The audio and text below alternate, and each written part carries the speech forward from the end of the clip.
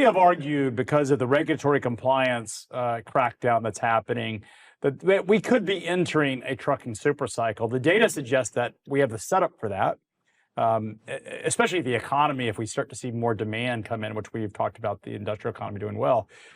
Do we see an environment where a trucking super cycle makes these asset-based carriers more investable, that perhaps we can see more consolidation? Because that's been the dream of every asset owner, is the idea that we're going to see a mass merger, a mass consolidation. It's not happened. In fact, the opposite. We've seen a mass fragmentation. But it does strike me that if we get a super cycle, these assets become far more attractive in that kind of environment.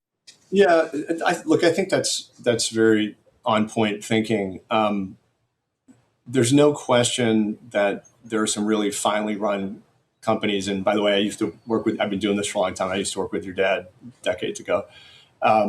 So I'm hearing you on the cyclicality of the space, but there's always going to be a room for sort of supermarket models and specialty stores. And that's, if there were one theme that we have when we talk to our clients, it's about the barbell of where transport and logistics is heading. Now, I think that means there will be more consolidation amongst the very large players that are playing in.